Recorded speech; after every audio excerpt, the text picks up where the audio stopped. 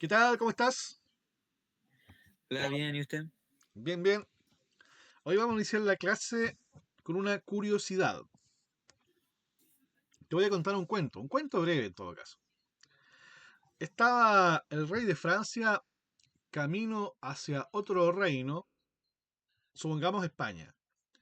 Y de pronto, frente al camino, eh, había, había un pastorcito jugando ajedrez que estaba apacentando sus ovejas.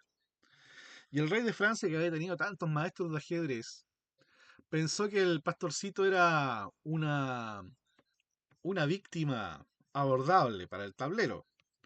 Y para tomar aire un poco y descansar a todos los carruajes que lo acompañaban, decidió parar y invitó al pastorcito a si acaso quería jugar una partida con él. El pastorcito, obviamente, no se iba a negar, pues era el rey de Francia, y le dijo, claro, juguemos una partida. Y jugaron una partida.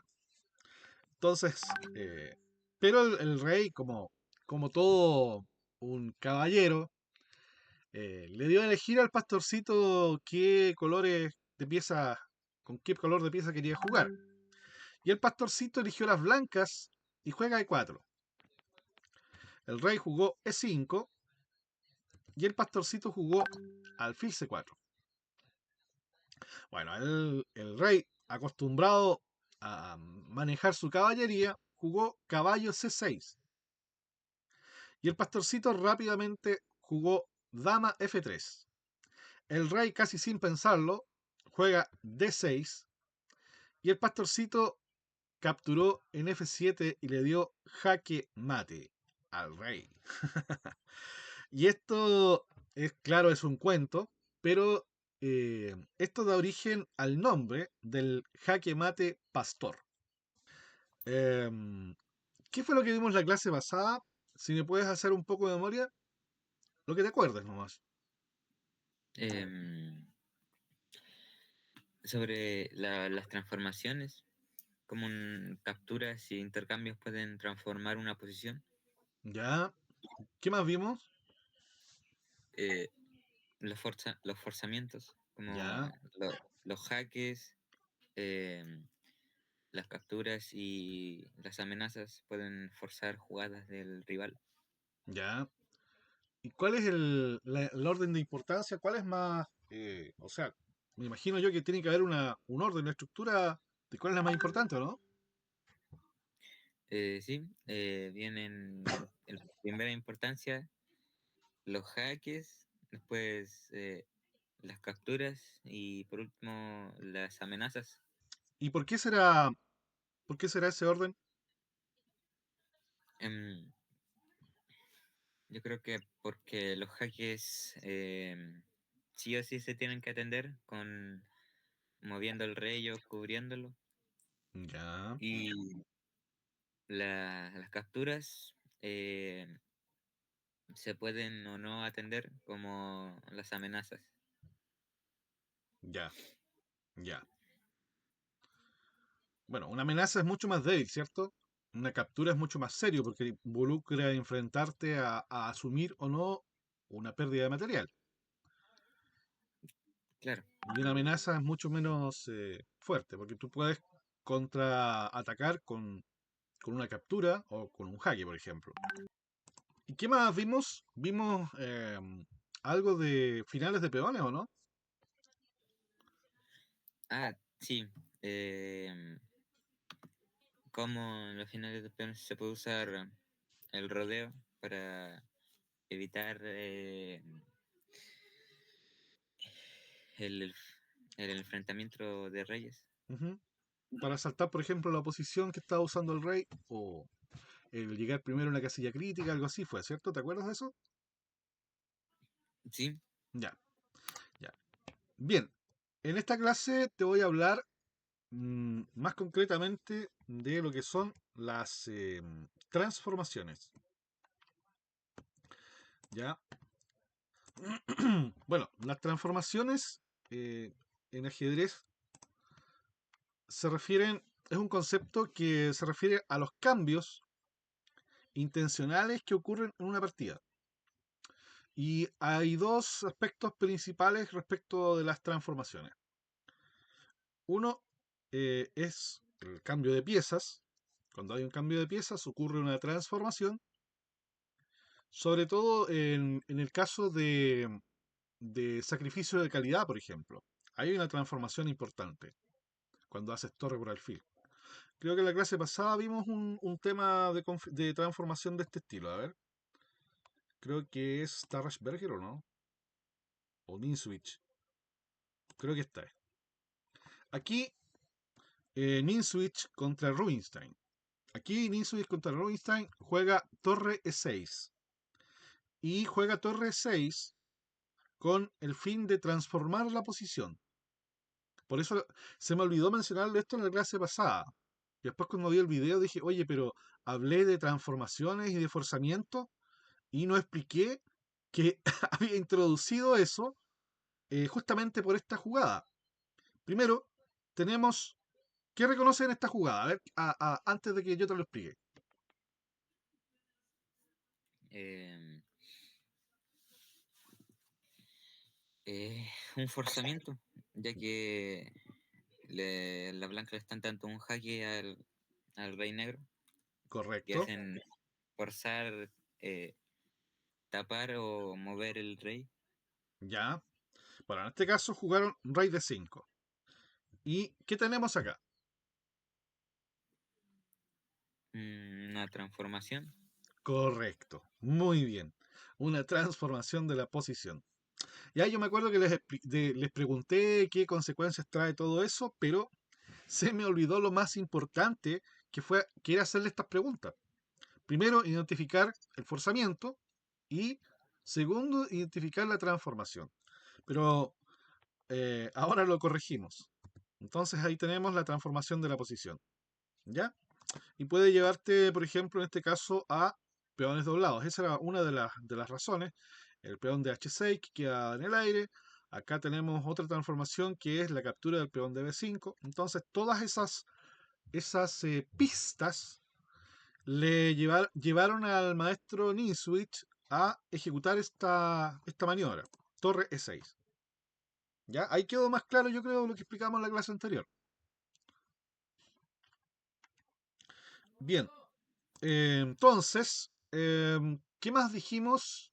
No hablamos mucho más, hablamos de los peones pasados y cómo influyen en el final. Creo que ese era el motivo, ¿cierto? Ya, vamos entonces ya estaba explicándote las transformaciones. Bueno, retomemos el tema. El concepto de las transformaciones habíamos dicho que se refiere a los cambios de piezas, ¿ya? Y las transformaciones pueden suceder, por ejemplo, en el sacrificio de calidad, como habíamos nombrado recién. Y eso altera inmediatamente el equilibrio estratégico de la posición. También los cambios de pieza pueden servir para simplificar la posición o también eliminar piezas activas del oponente o transformar el carácter del juego transformando un juego muy dinámico, muy activo de piezas. Y el otro aspecto de las transformaciones, estábamos diciendo que uno es el cambio de piezas, el otro aspecto es el cambio de la estructura de peones. Entonces, esta transformación ocurre cuando uno mueve o captura. Captura a los peones. Y esto afecta la configuración de los peones en el tablero, afecta la estructura. Los peones son la columna vertebral de la posición. Eso ya lo dijo Filidor en los años 1700. Los peones son el alma del ajedrez. Un gran teórico Filidor, ¿eh? Un gran teórico y jugador posicional, atípico en su época. Y también se puede involucrar los cambios de peones o avance de peones, lo que modifica la naturaleza de la posición abriendo o cerrando líneas, ¿ya? Creando debilidades o crear ventajas como peones pasados. ¿Ya? Y las debilidades serían, por ejemplo, los peones doblados, peones eh, retrasados. Hay varios tipos de peones que en algún momento los vamos a ver. Entonces, cada vez que nos enfrentamos a una transformación en una partida, estamos en un momento clave. Entonces, si, por ejemplo, si en algún momento te dicen, oye, tienes que pensar en una partida durante la partida, y tú dices, pero ¿en qué momento pienso? O uno lo hace en forma Normal pensar, pienso todas las jugadas. Pero cuando hay que poner mayor énfasis cuando te enfrentas a una transformación. Esos son los momentos más importantes a los que tú te vas a enfrentar en una partida. Y en esos son los momentos claves. Y ahí es donde tienes que poner mayor énfasis en tus análisis de jugada. ¿Ya? Porque las decisiones que tomes van a influir directamente en la evolución del juego. Van a determinar directamente el carácter estratégico que tendrá la partida de ahí en adelante. Cuando tú decides transformar la partida, estás tomando una decisión súper importante. Y en otro momento vamos a hablar de qué manera se conjugan las transformaciones con los forzamientos en un aspecto muy importante de la partida. Bien, vamos directamente entonces a lo que nos toca hoy día, que es lo que es el capítulo del peón pasado, o sea, de finales con partidas con peón pasado como tema.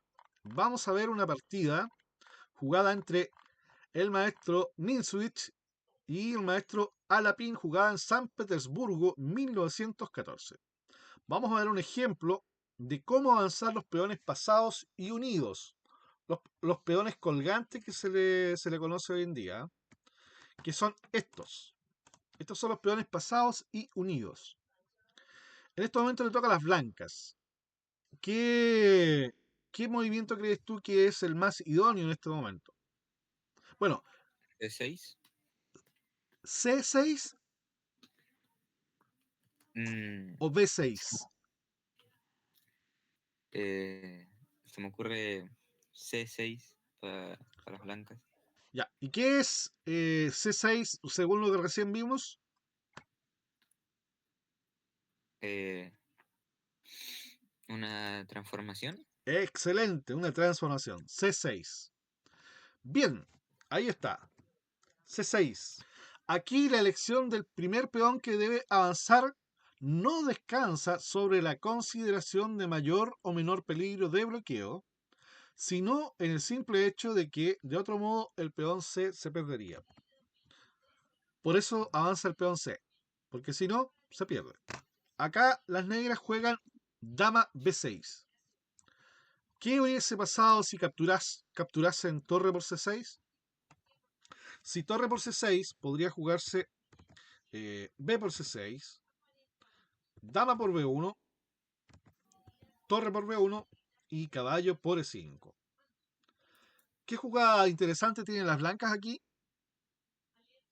C7.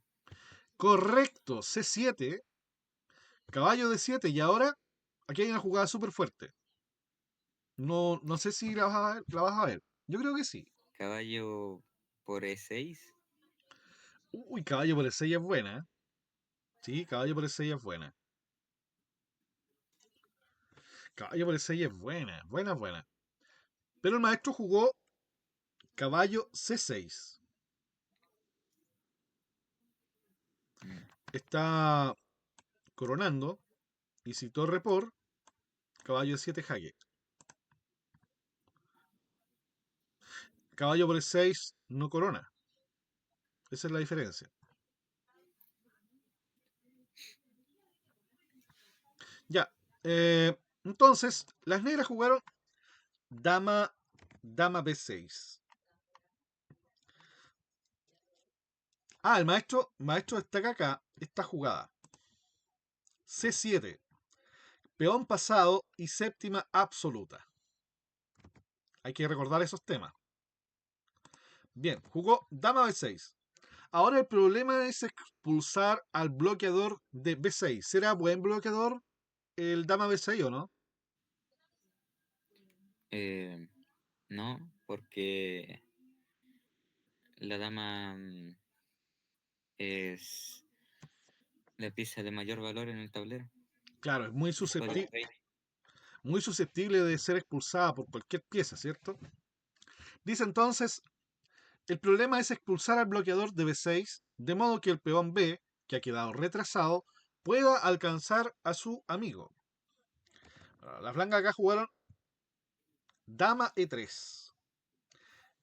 Están amenazando entonces caballo por F5, ¿no?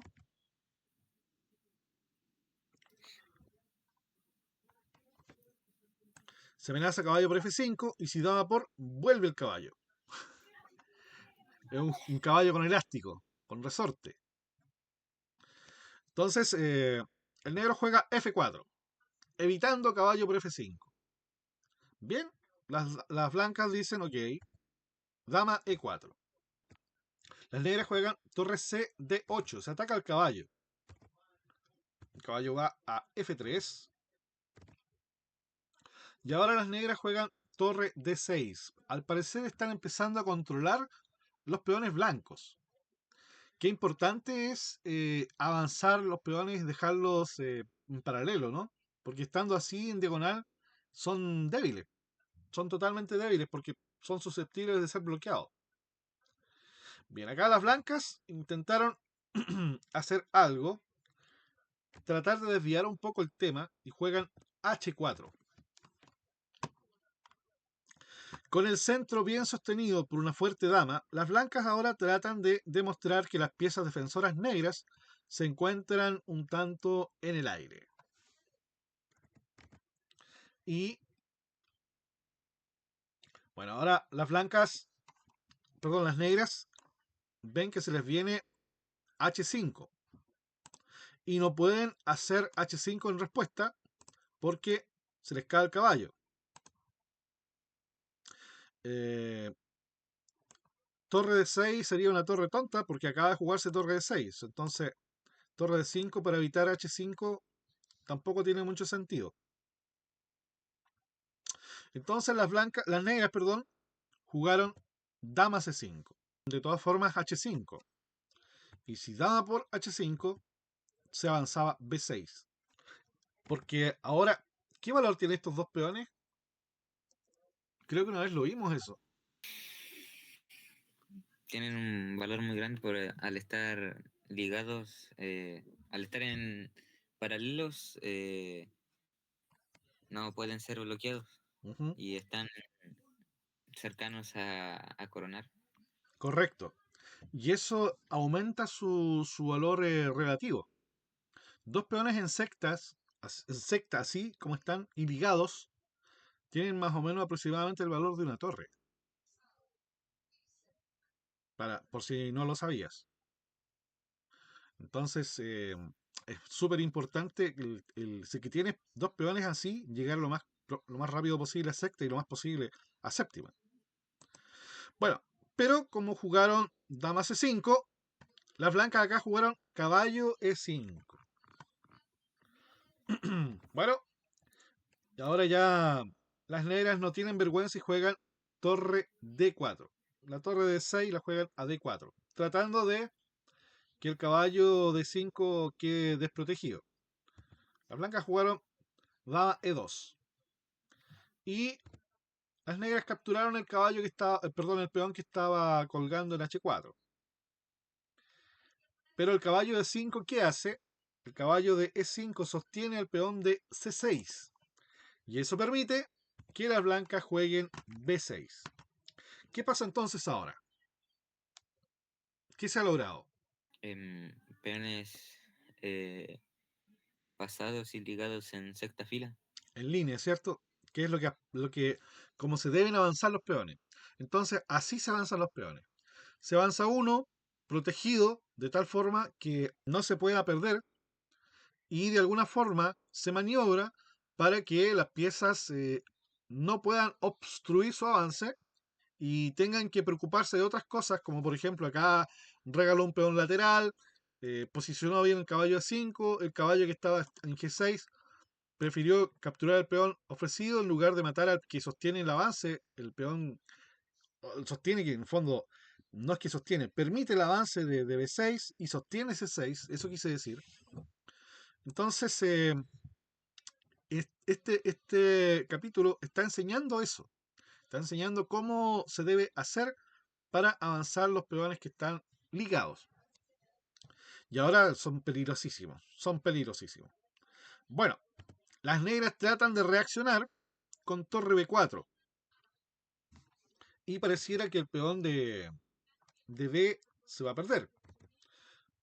Bueno, las blancas capturaron, torre por B4, retomaron de peón A por B4 y pareciera que el peón de B ya no tiene escapatoria, se lo van a capturar. Sin embargo, avanza. Ya ahora, ahora es donde está realmente en problemas el negro. El avance de los peones parece que no va a poder ser detenido. Juega dama C3. Por ahí tocando la torre, tocando el caballo, que la dama no pueda salir. La dama se reubica y juega dama E4 para poder hacer tal vez C7 en algún momento mientras se defiende el peón de B7.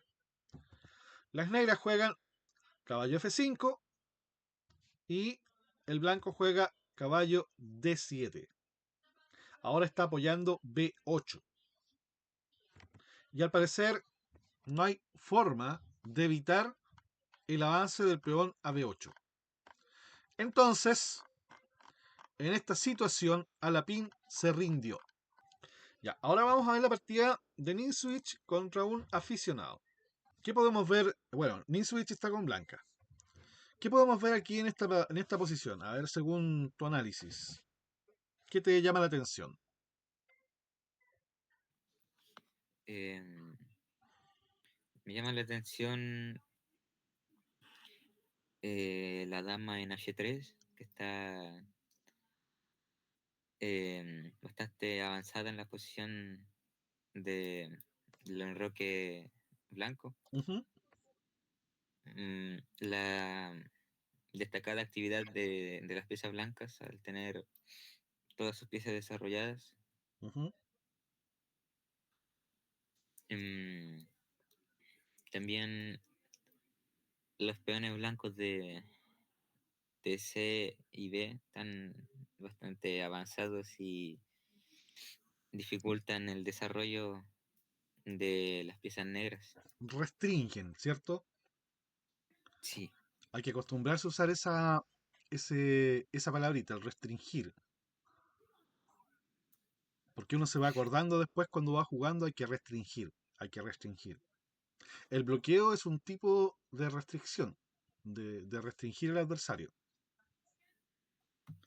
En este caso aquí estos peones restringen la movilidad del alfil y lo tienen confinado a la última fila, lo cual, por ejemplo, en este caso evita el contacto con las torres. O sea, solamente colocando los peones ahí, que son estáticos, restringen la movilidad de las piezas pesadas del oponente. ¿Qué más? ¿Qué más ves?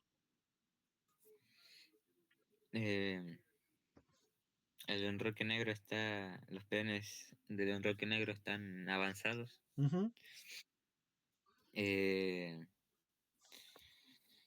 las torres no están conectadas y el alfil está en la última fila. ujú.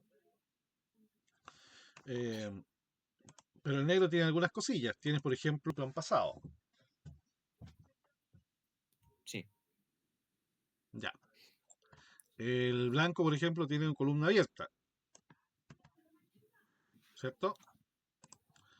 Y tenemos aquí una tensión en los peones. Por otro lado, tenemos aquí que el rey tiene una diagonal de las negras abierta, pero por el momento parece que no es posible sacarle provecho a eso. Pero aquí hay unos temas con las diagonales. Estas cositas hay que verlas, ¿ya? Es importante ver esas cosas cuando, por ejemplo, existe por el otro bando un alfil que corre por esas casillas. Aunque nosotros también tenemos nuestro propio alfil de esas casillas, pero igual hay que estar atento a eso. Bien, en este ejemplo se demuestra lo impetuoso que puede llegar a ser un peón pasado. En líneas generales, no lo consideramos temperamental, pero conociendo su ambiciosa naturaleza, este ejemplo difícilmente podría sorprendernos. Bueno, aquí el maestro siguió con una jugada inesperada, un poquito inesperada. Jugó G4. Todos habríamos esperado que hicieran algo respecto a esta tensión de aquí, pero no. El maestro juega G4. Esto es casi como un Zugzwang, ¿no? Parece. El negro tomó alfil por G4. Y ahora el maestro hace la jugada que nosotros esperamos. ¿Cuál crees tú que fue la jugada? Yo creo que sería por F6. Correcto. E por F6. Poderosísima jugada. Bueno, las negras jugaron acá rey F7, intentando que no avance el peón. Y aquí hay una jugada poderosísima de Ninswitch. Es difícil de ver. ¿Qué jugada crees tú que hizo Ninswitch? Acuérdate de lo que hemos estado hablando, de los forzamientos y todas esas cositas. El tema principal es el avance del peón pasado. Ahí te di una pista. Se me ocurre un torre de... no, iba a decir torre de 7, pero está la El alfil. diagonal. Claro, está el alfil. Se me ocurre un dama, dama F4, pero no, no creo que sea. Ya. Ya. Voy a mostrarte la jugada. Alfil de 5. Jaque. Las negras capturaron C por D5. Y ahora nuevamente las blancas tienen una jugada fortísima. ¿Para qué habrá hecho alfil de 5? Puede ser para sacar el bloqueador de C6. ¿Cómo está la torre aquí? Está eh, bloqueada por su alfil, no tiene una columna abierta. ¿Y ahora? Ahora sí, Ya. ¿Y ahora qué habrá jugado el blanco? Acuérdate lo que comentábamos. Análisis de una posición, análisis de variantes. Hay que fijarse en los forzamientos. Mira, volviendo atrás, esta es un ofrecimiento al oponente de transformar la posición. Y la aceptó. aquí se me ocurre dama por E8. Dama por E8 se te ocurre. ¿En serio? Dama por Sí, E8. Y luego de rey por E8.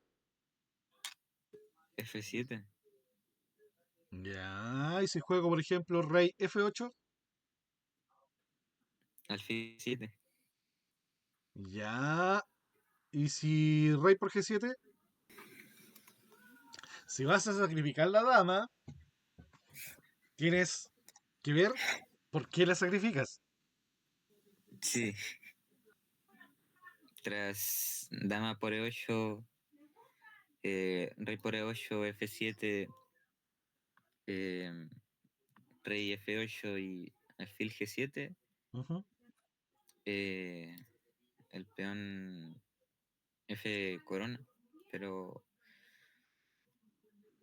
em, después de F7 el rey puede tal vez irse a D7, Ya. aunque y si en ese momento se corona, eh, puede venir un alfil F3 amenazando mate, Ya. aunque aunque ahora que está la dama no puede. Correcto. Bien, bien. Entonces, no creo que se vaya de 7. Porque tienes torre por D5 jaque. Tienes ahí en la dama en F8. Estás pegando en D8. Probablemente sea mate. Entonces tenéis mates por todos lados. Ya, veamos. Dama por E8. Correcto. Rey por E8. y el rey recibe jaque en F7. La séptima, y acá rey F8. No permite el rey D7. Jugó rey F7, rey F8. Y acá esa es la jugada que viste tú. Siguió rey por G7. Y finalmente, ¿cómo coronarías tú acá? Eh, F8 igual a dama. Excelente, jaque mate.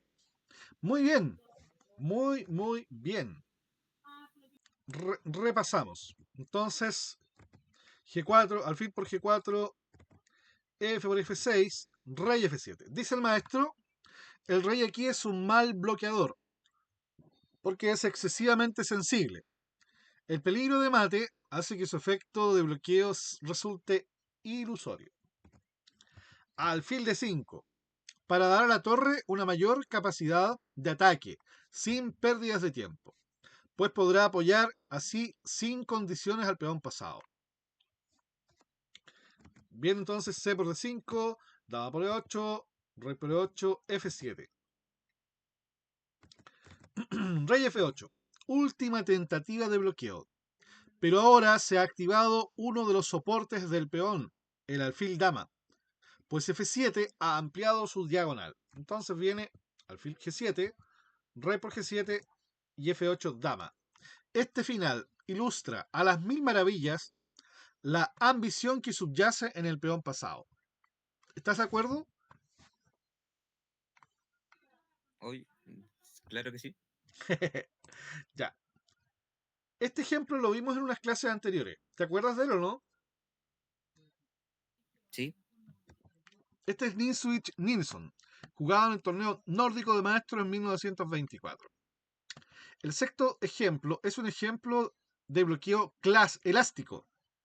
Este final fue ampliamente comentado en el libro El bloqueo, de modo que aquí solo consideraremos los aspectos más importantes. Las blancas proyectan operar la columna F y podrían comenzar, por ejemplo, por rey G3 y torre F1. Podría ser esa la primera jugada. El punto de invasión F6 puede habilitarse mediante el avance H4, H5, H6. H4, H5 y H6. Y así se crearía entonces el punto de invasión de F6. Por esta razón, se requiere la presencia del rey de las blancas en su flanco, es decir, en el flanco rey, a pesar de que la columna F domina todo el juego. Las blancas tuvieron el coraje de resistir al impulso de ocuparla. Y jugaron. ¿Qué jugaron? ¿Jugaron las blancas acá? En esta posición. torre A5. Excelente. Torre A5. Muy bien. Bloqueando, efectivamente. Dedicándose más tarde a la lucha por la columna F. El bloqueo con torre A5 es aquí posible debido a que el bloqueador es elástico, pues en cualquier momento las blancas pueden trasladar sus torres al flanco de rey. Mira, este concepto de bloqueo elástico no lo teníamos tan claro al parecer, ¿eh? Cuando lo vimos, como que no lo dejamos muy claro. Pero ahora que lo vemos de nuevo, y lo explica mejor el maestro, ¿a qué se refiere con bloqueo elástico? La capacidad de moverse a otro lugar a apoyar un flanco, un ataque y poder volver a bloquear. Claro, las torres son mucho más ágiles que el caballo. Entonces pueden ir de un flanco a otro en una sola jugada. En una columna a una fila en una sola jugada. Entonces, son totalmente rápidas. En cambio, el caballo no, porque tiene que ir a saltitos de a 2, de a 3, de a 2, de 3. Y no es lo mismo. Entonces, en este caso, las torres son súper rápidas. Creo que a eso se refiere con el bloqueo elástico. Dice, pues en cualquier momento las blancas pueden trasladar su torre al flanco rey. Bueno, la partida siguió así. Vamos a repasarla rápidamente porque esto ya lo vimos. Fue rey C6, rey G3, Rey B7. Eso es para... ¿Para qué será rey B7? Una torre. Muy bien. Y el blanco se adelante, le juega torre F1. Evita torre F8. Vuelve con rey C6. Y ahora torre F5. Torre E7 evita torre E5. Amenazaba el blanco la maniobra torre E5, torre E6. Entonces torre E7. Y ahora inicia entonces H4, H5 y H6 para poder meterse en F6. Torre A, A7. Está previendo también la maniobra aquí, acá y acá. Entonces H5, torre 6, torre F8, G6. H6, ahora está amenazando esta maniobra. ¿Ya? Entonces, G5 atacando directamente al peón de H que está perdido, pero eso no importa porque ahora tienen este punto de invasión. Así es que rey C7 no importa. Táctica. La táctica jamás desaparece, aunque sean finales. Torre por B5, torre por H6 y torre A4. Qué bonita esta jugada torre A4.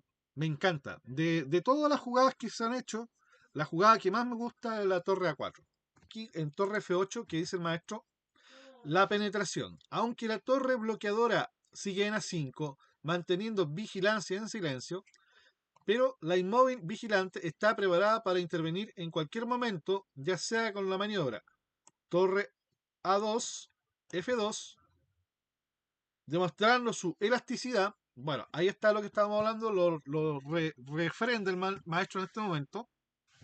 O con torre por A6, si la torre negra abandona la defensa del peón A. Conviene observar que la posibilidad de torre por A6 debe clasificarse como una amenaza ejercida desde el punto de bloqueo. Bien, entonces siguió G6, H6, G5, torre allá, torre acá, la táctica, torre por H6 y torre A4. Qué jugada, qué jugada. A mí me encanta esta jugada. Torre A4. Torre F6 y torre B A5. Consecuencia lógica de la jugada anterior. Jugó rey C8, rey G4. Para evitar H5, ¿cierto? H6 nomás. Torre A2, la torre vuelve, evita torre F2 y suelta finalmente la torre del peón de A y las blancas capturaron el peón de A. Bueno, las blancas ganaron 7 jugadas después. Con este ejemplo nos hemos encontrado con el tema de los bloqueadores. Y pido al lector que juntos nos detengamos en esta compañía mixta. Como ya sabemos, un bloqueador debería, primero, bloquear, segundo, amenazar y tercero, ser elástico. La gimnasia matinal es muy recomendable.